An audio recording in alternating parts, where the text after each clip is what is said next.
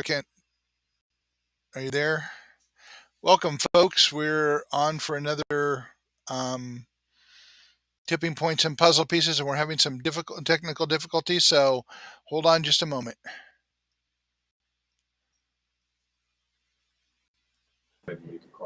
There you are. Okay, can you hear me all right? I can. It just Okay. I had to make you live on stream. Gotcha. Okay. So I don't know any of the technical back end of this, and I'm running the stream today. So help us all. All right. Well, welcome, Mark. Thanks for having me on. And hold on, let me get you on the screen so everyone can see you. All There right. we are. Yeah. Like I said, welcome. Thanks for having me on. I'm going to make an announcement real quick. The cold weather shelters are open tonight. They're open in Polsbo, Silverdale, Port Orchard, and Kingston. If you need a ride to the cold weather shelters, call us at G2 at 360-373-3000 between 5 and 8 o'clock tonight, and we will get you to the nearest cold weather shelter. Okay. Side note on that: if you have an animal, the option is Silverdale. It's the only shelter that accepts animals. Companion animals, all service animals are welcome at all shelters. Okay, excellent. So, all right. So, tipping points and puzzle pieces, episode 42. And this is to some degree that is a continuation of the last discussion we had about cold weather shelters and the need to come together to address this on a larger scale. But that's not what we're going to talk about today. Well, though I'm waiting with bated breath to hear what we're going to talk about today. We're going to talk about holiday expectations. Okay.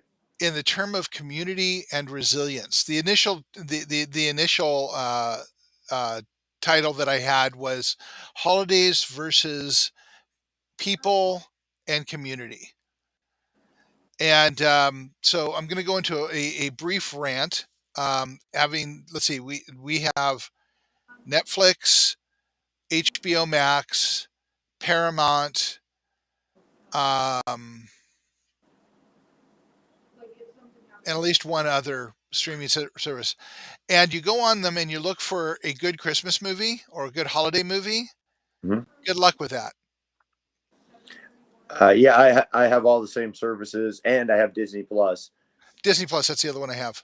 Yeah, and yeah, the holiday movies are cutesy, but they're not really about the holiday, So yeah, there's a brand new one that I think was on Netflix that I watched last night with Zoe Deutsch, which I actually happen to like her rather a lot, and just discovered she's Leah Thompson's daughter.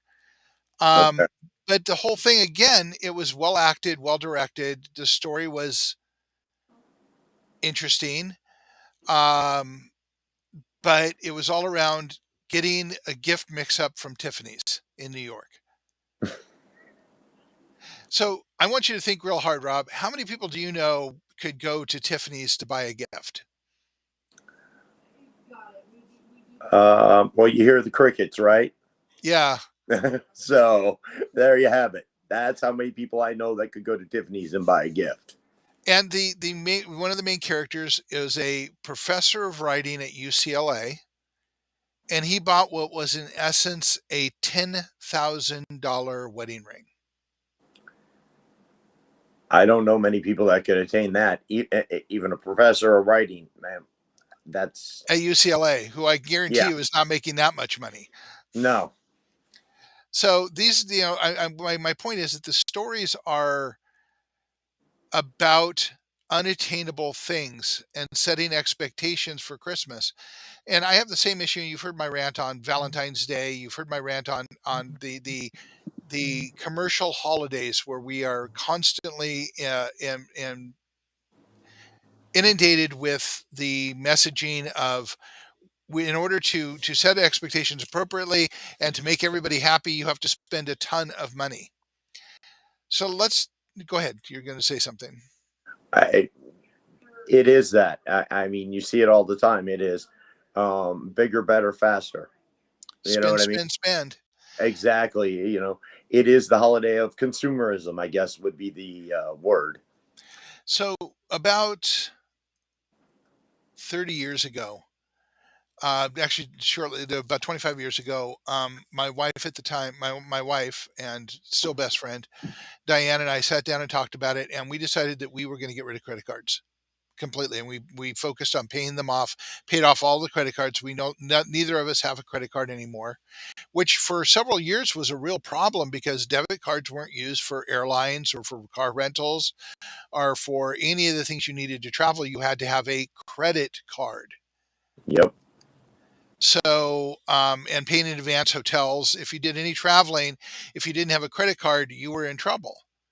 And I'm going, so, okay, that was the credit card company's way of forcing you to maintain a credit balance. So Hmm. have you gotten a credit card um, offer to buy out your card recently? They seem to come out fairly frequently to people that have credit cards. Have you seen one recently? I haven't seen one real recently because I myself, we don't carry credit cards. It is cash or debit card. Right. So, when we did have credit cards, it was fairly regularly that somebody wanted to buy out my debt. And they were paying like 23% was the last one I saw. And that was supposed to be a good rate. Yeah, and I'm thinking the last one I saw was like 26 or 27. Percent. So Yeah. you buy something and you have to pay it off over time, and you're paying over a quarter of it in interest. Yep. What kind of sanity, what kind of thinking goes behind accepting that? I don't know what kind of thinking, but you bring me to the other day. I happened to be watching George Carlin, Yeah, and George Carlin speaking about what you're just saying now. You're going to go out for the holiday. You're going to go out and buy that $12.50 thing, and you're going to pay on it for the next 19 years. right.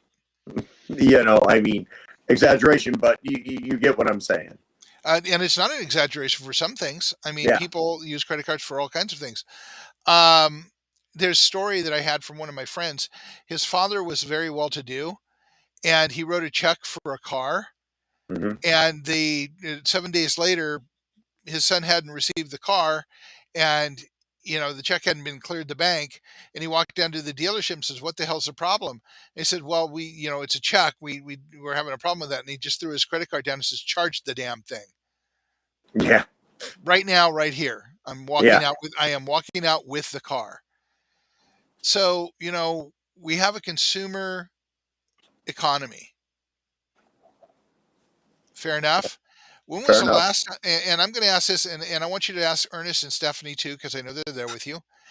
When was the last time you heard a year-end report about the health of our economy based on retail?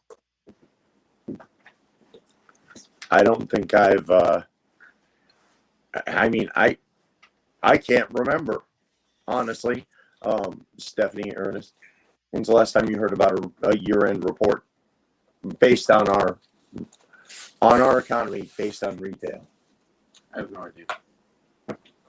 Ernest's answer is he has no idea, and Stephanie's got a questioning look on my face, like, "What are you talking about?" I'm just trying to recall anything like that. Yeah. And For years, that was done every year because our retail was the driving engine of our country until Hmm. about 5 to 7 years ago. And then suddenly there was no reporting at the end of it either, as retail continues to decline year after year because people don't have money to spend. True. Well, So go ahead. uh, I would say that, I mean, because you've heard it.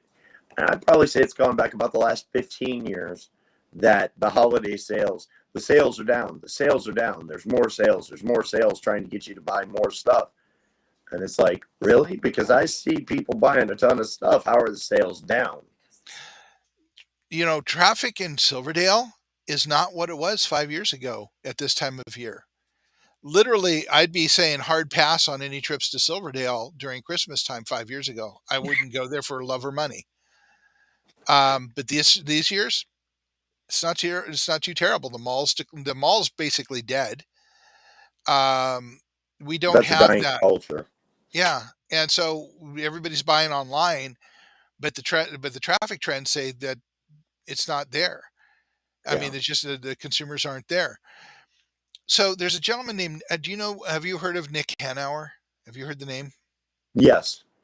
Okay, so he's a local close to billionaire.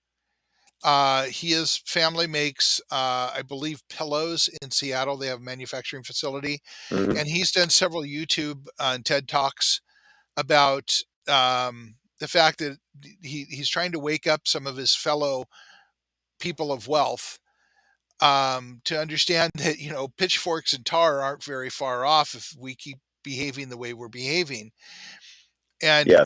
and consolidating our wealth at the top, because a healthy economy requires money to flow through it at all levels, and we have stopped having that happen. What we have now looks like an upside down pyramid where all of the resources are consolidated at the top and the bottom is about ready to collapse. Yeah. Yep. And so he's talked about this on many, many occasions. And he says, the idea of trickle down economics, and that I, as a wealthy person, am going to generate the economy, is horseshit.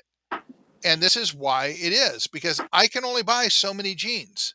I can only buy so many cars. I can only buy so many homes. I can only employ so many people. Hmm. So it is a scam, a shell game. It is to keep people from calling out the wealthy in the system, which is horribly broken. And no more so do we see this than Christmas and the holiday Yes. season.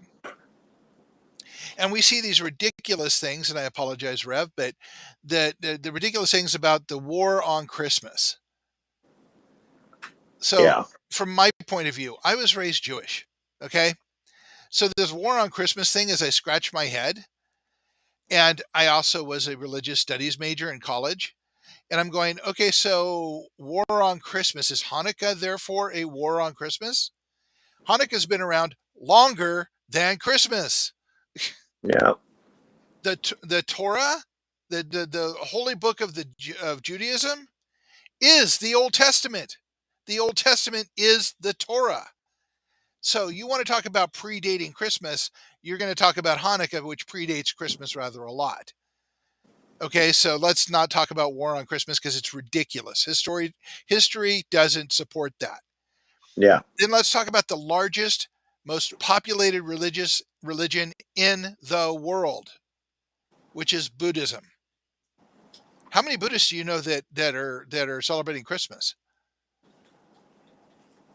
Not in the Well, U.S. yeah. I honestly couldn't tell you because I don't think I actually know any Buddhist, Mark. So We know a few. oh, apparently we know a few. We I've know a just few. been They told, celebrate both. and they celebrate both. I know, but it's like this whole war on Christmas thing is this trying to refound Christianity. Now, Marwan and I talked a little bit about this last time. For the first time in history, we've dropped below 50% of people going to church in this country. We're at 47%. So Yeah. churches are declining every year, and they're making this war on Christmas a part of an attack on Christianity. And I would argue, and this is you can duck if you want, and or jump off if you want, but the attack on Christianity is more about Christianity not being relevant to most people anymore. They're screaming about people attacking Christianity. Maybe if they spent less time in the Old Testament, that would be the Torah, and more Yeah. time in the New Testament, which would be the teachings of Christ, they would be more relevant. Yeah. I I'm not going to you don't have to comment on that one. That's entirely my opinion. But I think that if you want to have more churchgoers, you need to be more relevant, and you need to spend some time, instead of having people support the church, having the church support their congregations. So I've had several conversations over the last 4 years with different ministers about the responsibility of their church to their congregation in regards to Cascadia Rising. Mhm. And I have had a lot of people shake their head, yes, yes, yes, and then do nothing. So, what do you think the first place a truly devout religious person is going to go when a disaster of that scope hits? Their church. And if the churches are uninterested in doing any pre-planning or organization, what does that say about the people? They've got we have a anemic emergency management group here in the county that are doing their very best with very little resources and very few people, and the bureaucratic mindset, which is predominantly passive.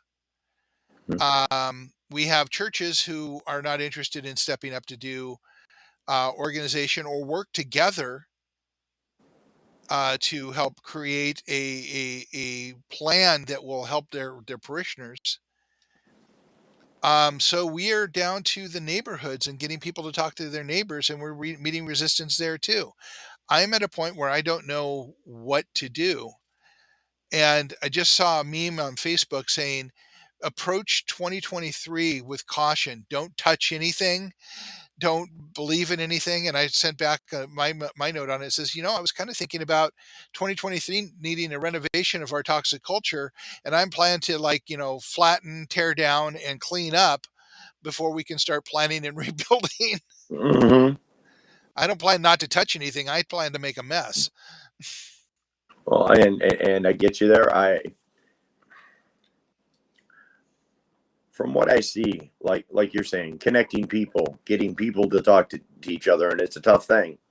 It is. Nobody wants to talk to anybody. Everybody wants to stay in their bubble. You stay away from me, I'll stay away from you. We'll just carry on. The Yeah. world comes crashing down around them, and all of a sudden it's like, hey, I don't know you. I don't want to talk to you. I didn't want to talk to you. Now I don't know what I'm going to do, and who am I going to talk to, because we'd never talk to each other. Right. At all. Yeah. But every time there's a disaster, people suddenly come out and start helping each other. Yeah. Where's all that spirit before a disaster happens? Maybe is it the disaster? Is the disaster the 2x4 that hits you over the head that creates the awareness that you might need to help other people and other people help you? Yes. But then you notice that after that disaster happens, say you're 6 months out from it, people start slipping back into their old ways. So we need to do some renovation of our toxic culture. Yes. And get us together. So I actually, hold on. Let me see if I can see chat here. Again, guys, I am not a master of Restream, so I'm doing the best I can with what I got.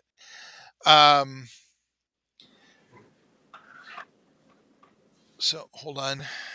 I'm pushing buttons here and seeing what happens. Okay, never mind. That doesn't do what I wanted to do. All right. So what does this have to do with Christmas? Christmas is just an example of how we see our relationships with other people based on what we can buy for them, what they can buy for us, and what we can show off for the holidays. Now, Rob knows, Stephanie knows, and I'll share with the rest of you that I don't celebrate Christmas, nor do I celebrate Hanukkah. I celebrate Yule.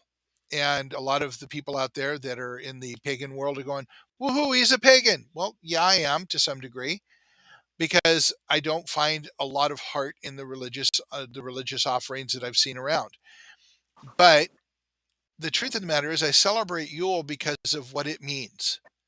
It doesn't mean that I'm praying to a god, a pagan god. It doesn't mean that I dance naked in the moonlight. What it means is that it's the darkest day of the year, and it's the beginning of the real winter. And it's the time that communities came together because they've harvested their food. They have put their food away. They're now in winter mode and fixing things that need to be fixed and staying around the house because travel is much more difficult, as Rob and I can both tell you, and will be in the next coming week. Mm-hmm. Um, and people come together to share light, share warmth, share food, tell stories, and build relationships. On the Kids Up Resiliency Project page, it says this is a season for people to come together and break bread and build relationships. So that's what I want to celebrate.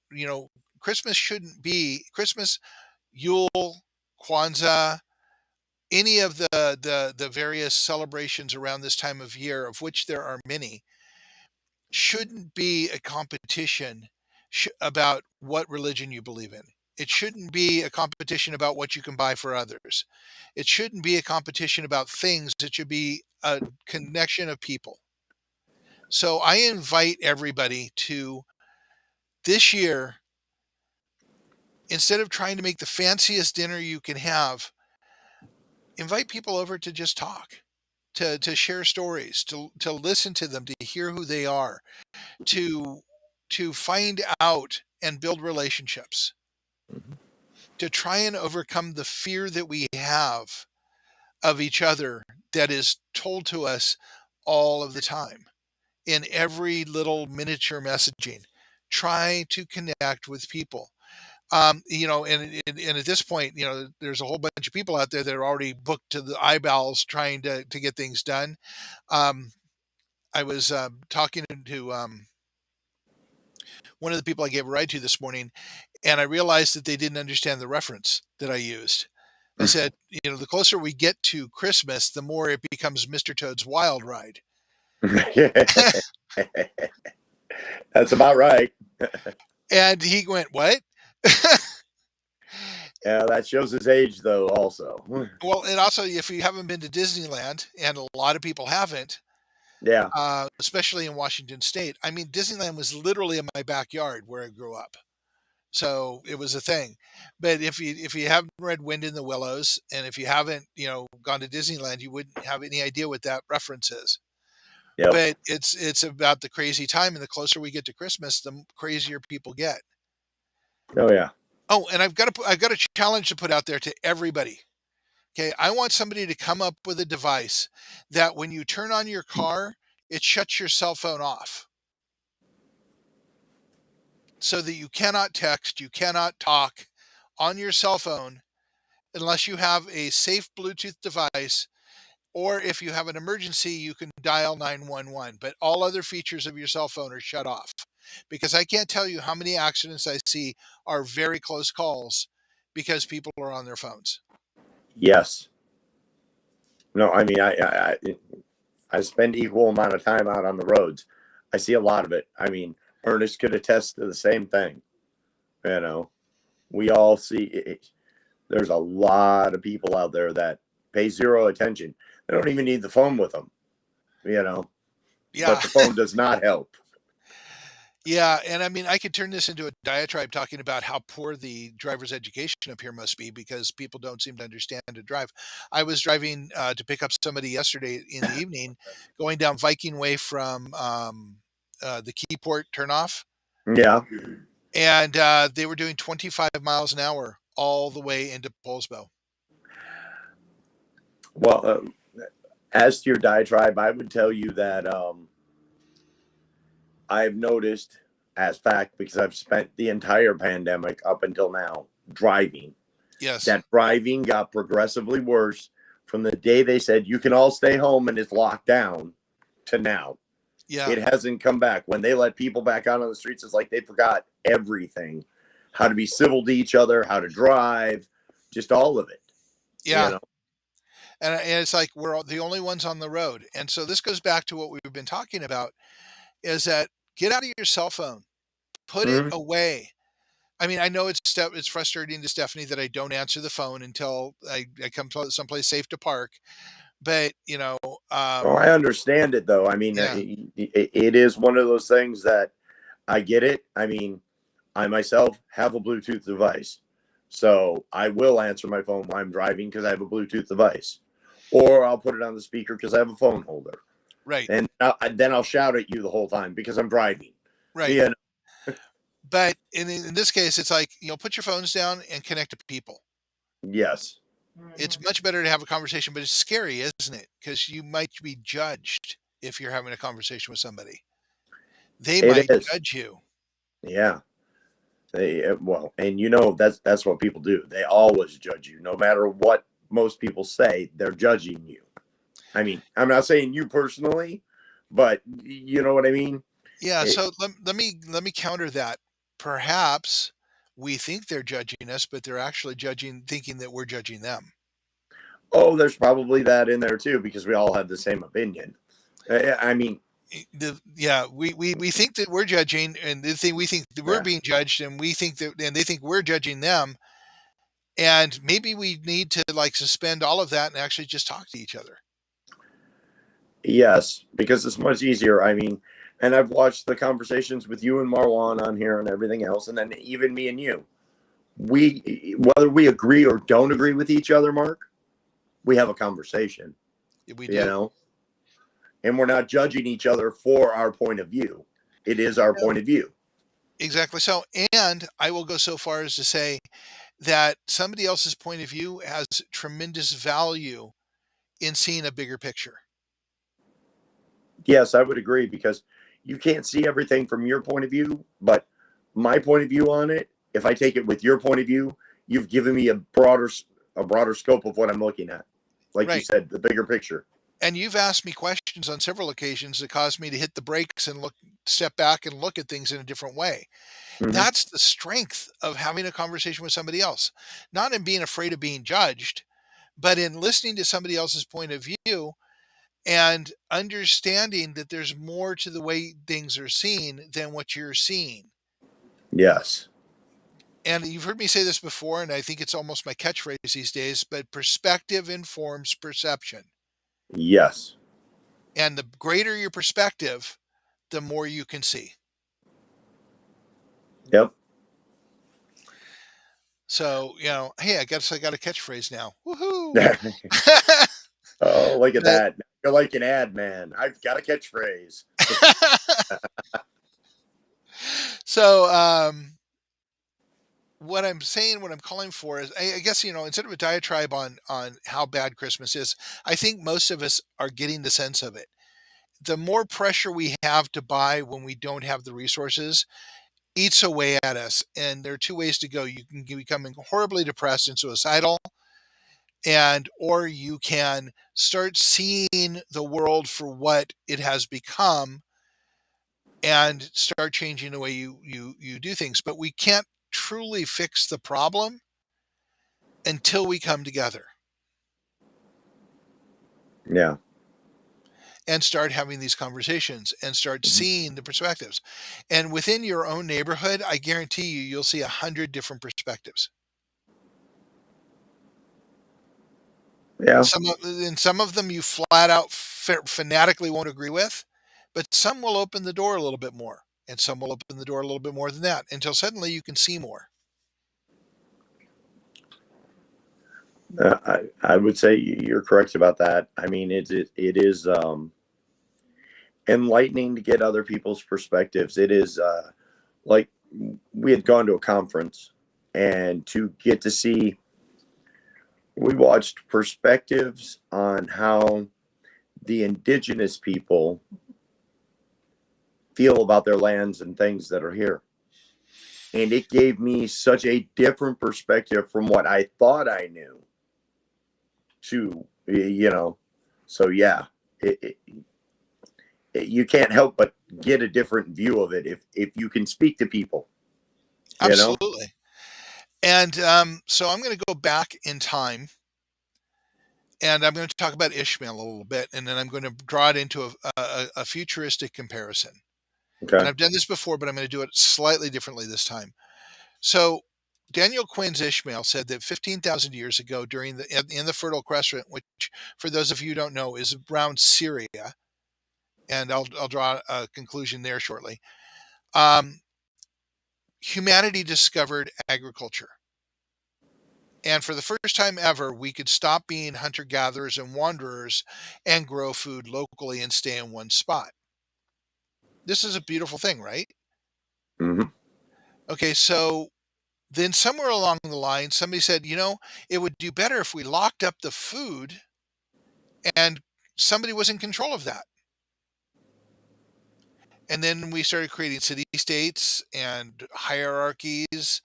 And then suddenly we had large populations.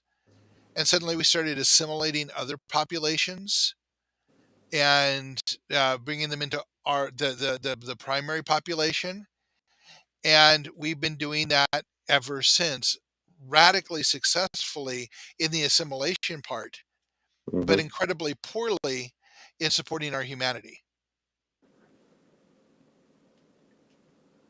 So let's liken that to something we're all fairly familiar, or most of us are fairly familiar with. Doesn't that sound a lot like the Borg? Resistance is futile. Yeah. So Yeah. all the indigenous species. So we talk about the indigenous people, and let's look at our folks right here, the Suquamish tribe.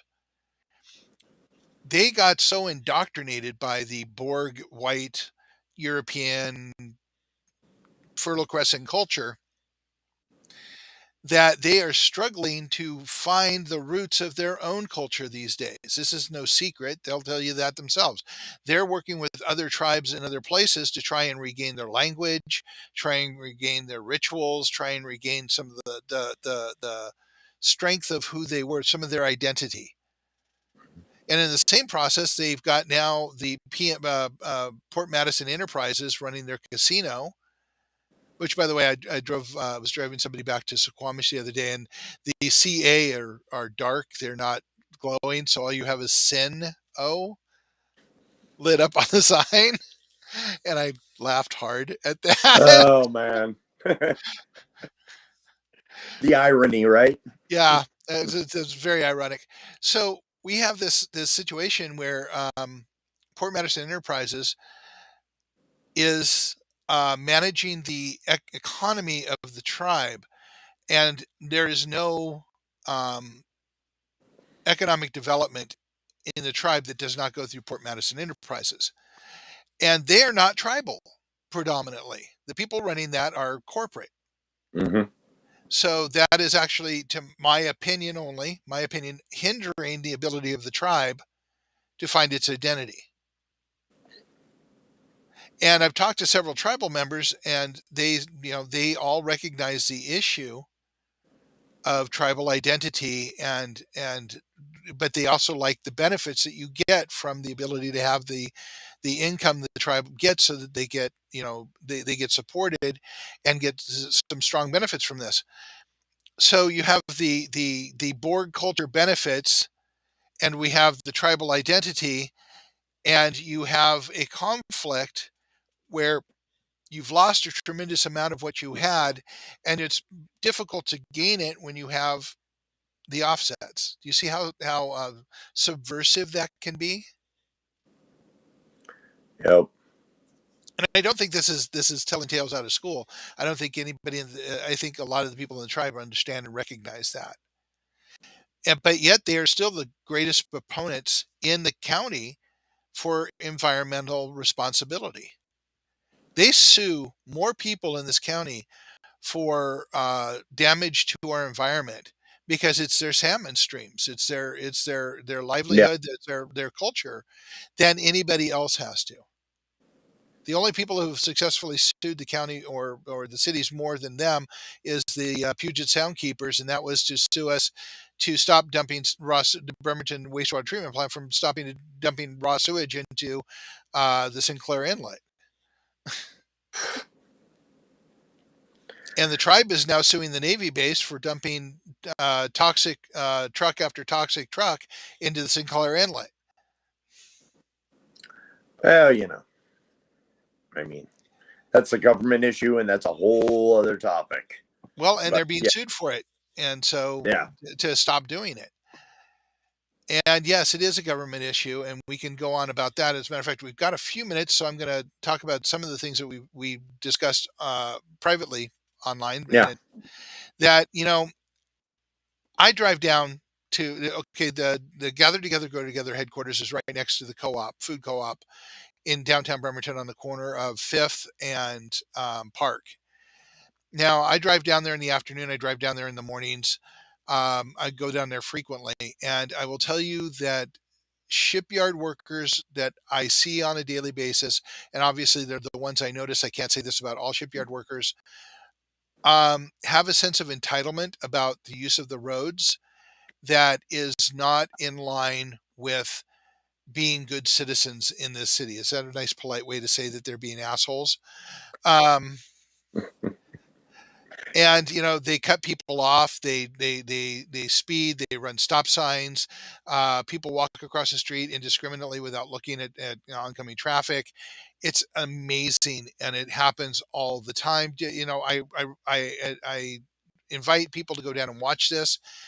So here's my thought: Bremerton PD is at the lowest manpower it can possibly be and still be a functional police force. My thinking is, if they actually went downtown and enforced traffic laws on shipyard workers in the downtown area, two things would happen. One is it would fund their entire department in 2 months and be able to bring their manpower back up. And two, it would change behavior, which is what traffic enforcement is designed to do. I don't see a negative here, except that people don't want to piss off the shipyard. But why? I mean, honestly, outside the fact that they're the biggest employer in the region, Yeah. is the Navy going to pack up and move away just tomorrow because of that? I highly doubt it, but they don't pay any taxes to the city. They don't, I Well, mean, they yes, will argue that they pay salaries so the people pay sales tax so the city gets a cut of that. But a lot of the shipyard workers don't live in the city of Bremerton, and they don't buy things in the city of Bremerton. no, I mean, and I would agree. A lot of them live in the outlying areas. They live in Port Orchard, or they live in Silverdale, or Belfair, in Mason yeah, County. yeah, they live out away from the base, away from Bremerton. And it's a problem throughout the county because we have two major bases in this county. Yeah. Neither one of them Eh, pay taxes, and neither one of them live within the city limits. So is the city really benefiting from the shipyard? Not on a city level, it's not. No. So perhaps if we started enforcing the laws, it would make life better for all of the citizens in Bremerton, and make it better through the ability of the police force to actually properly man up to cover emergency issues, which they are not able to do now. Yeah. That's a side note, but not really about the holidays. But during the holidays, it gets even worse. Yes. More people on the road, more people angry, more people in a hurry, more people just being bad drivers Yep. and not paying attention to anybody else. And Yeah. that's the other thing that gets solved if we talk to each other. Yeah. It's really hard to think that people aren't part of our lives when we're in relationship with them. So the decision that has to be made here is, should we step out of our comfort zone and build relationships, or is it more important for us to be thinking that we're the only person on the road and the only person that we have to pay any attention to? No, it is much better to build the relationships. Maybe you do get some of those things. I mean, you're still going to have the outliers, but Yeah. you'll find things do change. And so, again, going back to the I will stand alone.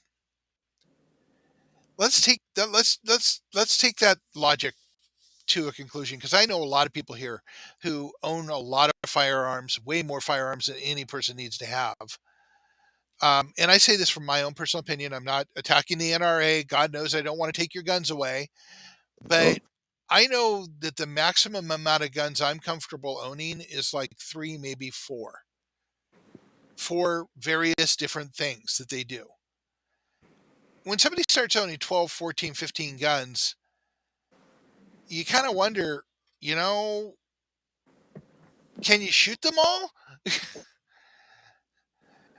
And uh, I've seen the yeah. price of ammunition. That's a hefty amount of money that that's going out there. So there's these people that own a lot of guns. They have MREs in boxes. They have water packets. They buy all these emergency things from people called Patriot and shit like that. Mm-hmm. And I don't mean to denigrate the company Patriot, but you annoy me with your ads on YouTube. Um, but you have these people that stand alone. They're going, I'm going to stand alone.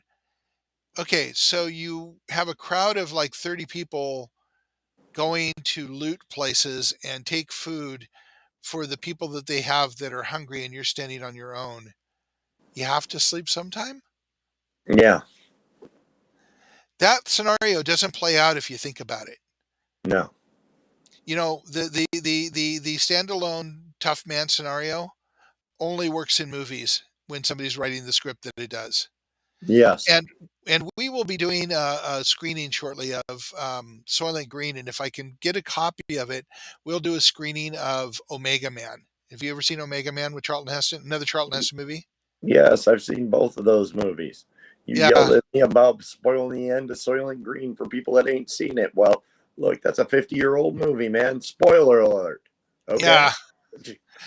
Well, and Omega Man is the guy who's bunkered into his place. Let me tell you the ending on that one too. It's not so secure.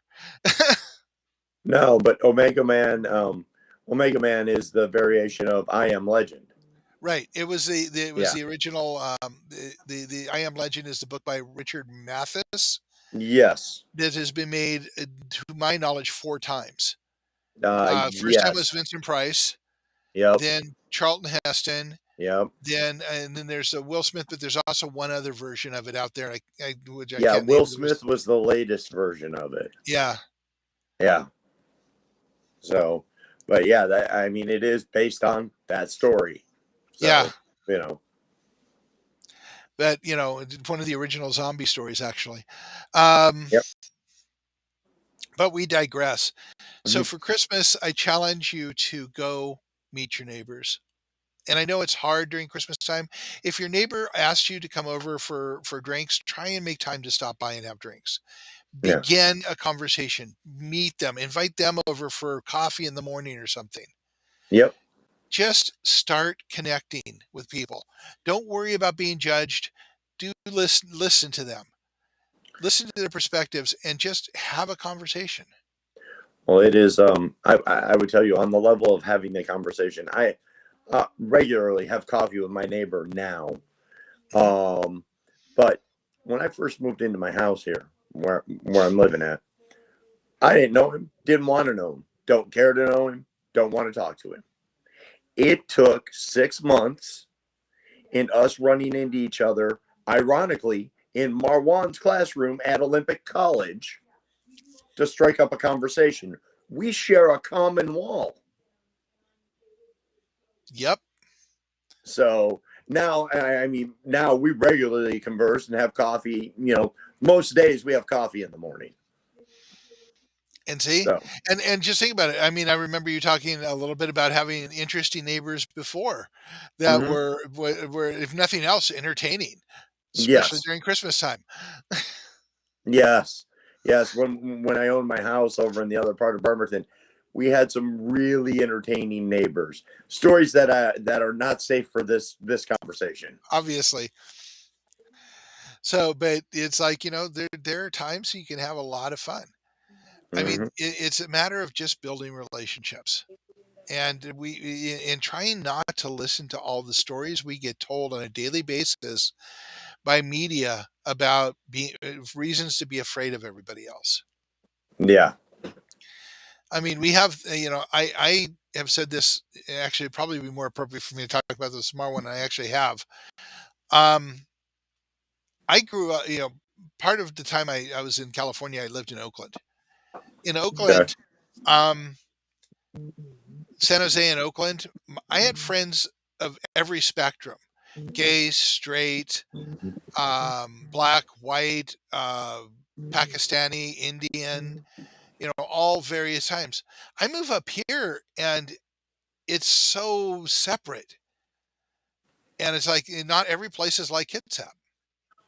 Yeah. I I would tell you it feels like Kitsap in times, and there's a conversation that I've had before. Like the college is 20 years behind where it should be. Yeah. You, 20, you know what I'm you're being saying? polite. No, no, I'm saying the college is 20 years behind. I'm Yeah. saying the people are probably 50 years behind. Yep. You know, We're still I living in the 1950s here yeah, yeah, to a great yeah. degree. This isn't. I mean, I grew up just outside Detroit, and lots of I mean, we talk to our neighbors, and I had neighbors of all walks, colors, races, you know, and it isn't like it's been up here. I mean, I've lived No. up here now for 30 some odd years, and it And doesn't seem like it changes. so let's cycle back to the Navy being the Yeah, predominant employer here. yeah, I don't think that does us any favors. And not that I'm suggesting closing down the shipyard, but I think that we need to start rethinking how we behave because of the shipyard. yeah. And I think that we need to start thinking how we behave because of the economic development push for the last 30 years to bring people here from Seattle and increase the base of our wealth through taking people from other cities. And the commuters that we have, which is like 30 to 40% of our population, commute to work on the ferries. And now we have now it's changing because of COVID that we have people working from home here, but they're still not getting out to to meet their neighbors or connect. No, But I think the biggest thing that Kitsap County, if I have the Oracle of Mark has to say the one thing that people in Kitsap County really have to do more than anything else is believe you deserve more. That's it. Believe you yep. deserve more. People in Kitsap County accept, oh well, it's just Kitsap, so that's what we're going to get. And I think that you can believe you deserve more. And I know we're running shy on time. Tell Stephanie I'm watching the clock. No, no, that they're Okay. we're good. Okay. Um, so just understand that, people here can deserve more. And more isn't necessarily a McMansion. We could change No, the way the house prices go here by deciding that we don't want what they're shoving down our throats.